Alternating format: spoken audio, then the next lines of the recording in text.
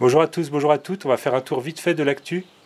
Bon, pour ceux qui ont vu mon post sur YouTube, déjà l'actu elle est pas super parce que ouais, je me suis fait une tendinite à l'épaule droite et je suis droitier.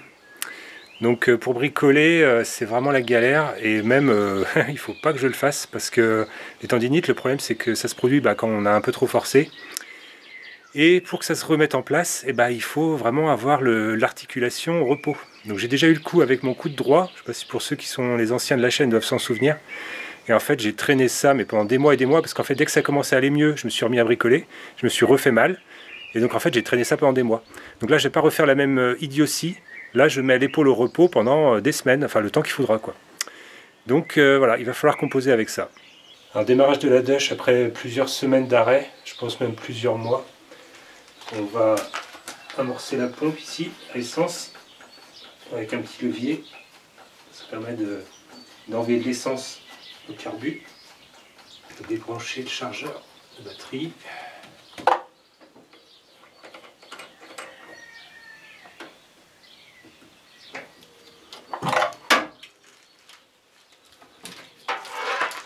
Je vais pomper encore un peu.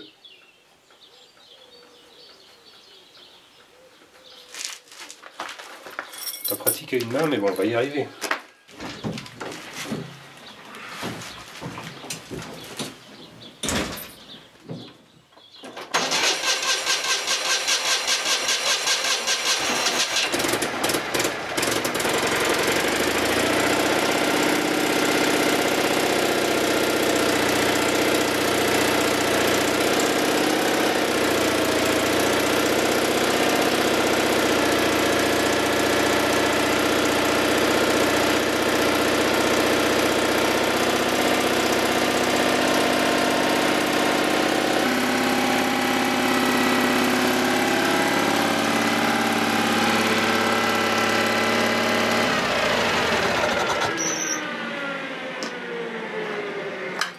Normalement, elle ne devrait pas s'arrêter, mais là, comme j'ai un problème de dynamo, c'est d'ailleurs pour ça que le ventilo n'est pas en place, j'ai un problème de dynamo, elle n'arrive pas à faire son 6 volts avec le moteur tournant. Donc si je coupe la batterie, en fait, il n'y a plus d'allumage, donc elle s'arrête. Bon, par contre, ouais, je trouve qu'elle démarre assez bien encore. Ça faisait des semaines qu'elle n'avait pas tourné, même des mois. Et je pense que l'allumage électronique n'y est pas pour rien.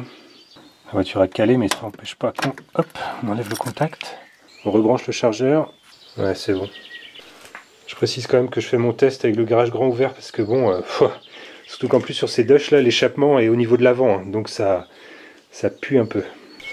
Bon, au niveau de la serre, on s'amuse gentiment à la repréparer à être vraiment une serre et non pas un garage à tracteur.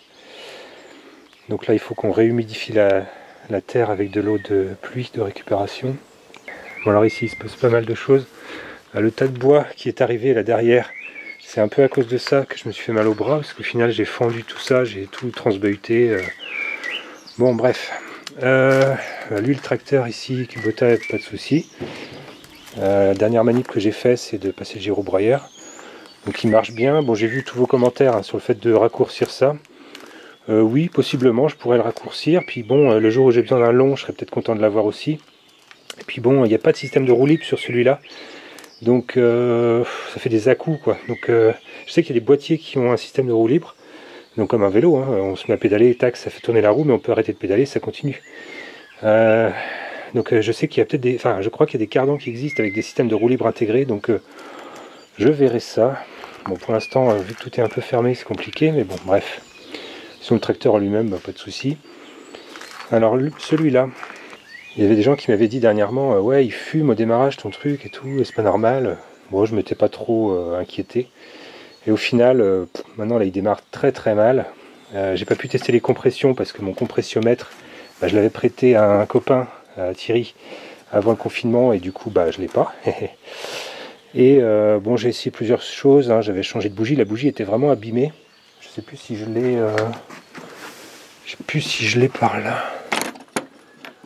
La bougie pétée, non, je ne l'ai pas gardée là. Enfin bref, il y avait une bougie qui était bien abîmée. Si. Ouais. Voilà, il y avait une bougie bien abîmée là. Enfin, elle n'était pas cassée à ce point là, mais elle était vraiment abîmée. J'ai essayé de la changer, ça a démarré un peu mieux, mais... Puis bon, à un moment donné, ça a tourné. J'ai commencé à tester un peu de tondre. Et puis au final ça fumait. Donc je pense qu'il y a de l'huile qui passe dans la chambre de combustion, donc je pense qu'il y a joint de culasse qui doit être fichu. Donc je pense que c'est parce que j'avais tendance à le démarrer et à l'envoyer un peu dans les tours un peu vite, à le mettre au régime en fait de fonctionnement trop vite et de ne pas lui laisser le temps de chauffer. Je sais qu'il y a des gens qui m'ont fait le même commentaire pour celui-là. En gros, quand on démarre, de vraiment pas le faire augmenter le régime ou quoi que ce soit. Je pense que je vais être très vigilant sur celui-là. Effectivement, le laisser au moins 10 minutes à tourner au ralenti tranquille sans le toucher, quoi. Enfin 10 minutes ou j'en sais rien, il faudrait que je vois avec l'expérience au bout de combien de temps il a la température. Mais en tout cas celui-là, ouais. Donc je pense que c'est moi qui ai fait rendre l'âme le joint de culasse. Bon, en même temps, il est vieux, hein, il est vraiment vieux le machin. Donc bon. Puis bon, joint de culasse là-dessus à faire, je pense pas que ce soit trop méchant. Alors c'est pareil, je pourrais commander la pièce, apparemment, même c'est encore disponible malgré le confinement, mais je vais sûrement le faire.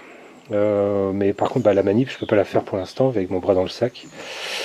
D'ailleurs, je vais peut-être ranger les clés ici. Ah oui, autrement, donc ça c'est deux tondeuses de récupération. Alors celle-là, elle vient de la caverne d'Ali Baba. Elle a été pas mal bricolée, ouais. Et celle-là, c'est un voisin qui me l'avait donnée.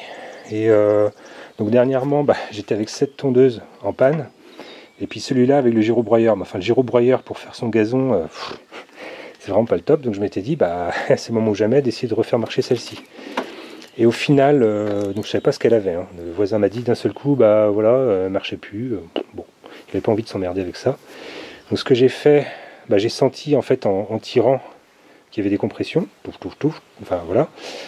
Tout avait l'air normal au niveau des commandes. Enfin, il y avait de la résistance dans les commandes et tout. Donc ce que j'ai fait, j'ai enlevé la bougie. J'ai vu qu'elle était pas mal noire. Comme j'avais pas ce modèle de bougie, j'ai essayé avec un briquet de chatouiller, on va dire, la bougie, quoi. Et ça, je sais pas, ça a dû enlever un peu d'hydrocarbures qui traînait là. Je l'ai remise en place. J'ai réessayé de démarrer. Et en fait, elle a démarré quasiment au deuxième coup. Et donc, du coup, j'ai tondu un peu avec celle-ci l'autre fois. Mais bon, c'est pareil, c'est beaucoup plus fatigant qu'avec ça. Il n'y a pas photo, c'est la moitié de la largeur de ça. Là on est assis, on a juste à conduire, quoi. Et celle-ci, comment dire, ça, en fait ça arrête pas de se barrer, ça arrête pas de se plier. Donc en fait c'est très désagréable parce qu'en fait on appuie, enfin on pousse, et en fait toute la poussée part comme ça, quoi. Donc on est sans arrêt obligé de le remettre bien. Apparemment quelqu'un avait bricolé une patte ici pour, voilà, mais si on met ça dans ça, ça fait que le guidon est complètement comme ça, donc c'est...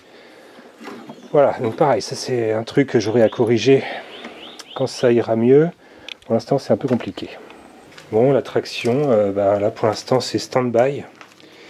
Il y a un peu de bazar ici. Il y a une pièce qui est quand même partie. L'autre fois j'avais la vitre arrière de la 407 qui traînait là. Malgré le confinement, il y a quelqu'un qui est venu le chercher. Bon, on a pris nos précautions, on ne s'est pas touché, etc., etc. Mais ouais, sa vitre qui avait pété, donc sa voiture, c'était un peu compliqué de rouler avec. Donc on peut comprendre que, voilà. Même il me disait, toutes les casses étaient fermées, donc bon. Je lui ai vendu ça 10 balles, voilà. Bon, bref. Ouais, donc ici, stand-by. En fait, j'ai besoin de commander des produits pour le corps creux, pour préparer les tôles, tout le bazar. Et en fait, j'ai rien. Donc j'aurais dû anticiper ça. Mais en fait, le confinement est arrivé, et voilà, résultat... De toute façon, c'est pareil, avec mon bras, je peux pas bosser là-dessus, donc stand-by pour l'instant. Voilà, je peux pas vous dire mieux, je suis désolé. Ouais, je suis un gros bordélique, ouais, je sais, t'as vu, il y a du bordel là. Oh tiens, il y en a là aussi. Ouais, je suis un gros bordélique, je sais, ouais. Mon projet de treuil, pareil, stand-by, hein, puisque je peux rien faire. Donc bon. Et justement, j'aurais bien voulu mettre des coups de collier et ranger tout ça, mais si je m'amuse même à ranger ça, ça va faire travailler mon bras, enfin le bras droit que vous voyez pas. Ça va le faire travailler et je vais encore m'abîmer plus l'épaule, donc faut pas. Je peux vous dire que ça me frustre. Alors autrement, le gros pépère là, sur ce master, j'avais commencé une manip et donc un tuto concernant la ventilation, qui est connu pour avoir des soucis et faire des bruits sur ces modèles là. Donc j'avais commencé le tuto, mais j'avais pas fini et c'est pareil, je me suis fait mal au bras avant de finir, donc en stand-by pour l'instant. Bon, la Honda qui est ici, tranquille. J'ai coupé sa batterie l'autre jour. Là il y a un peu de pollen qui est dessus, un peu de poussière. Mais... bah voilà, elle va attendre un peu que ça se passe. Donc, mon épouse est partie avec la 308 au ravitaillement, hein, parce qu'il faut bien manger.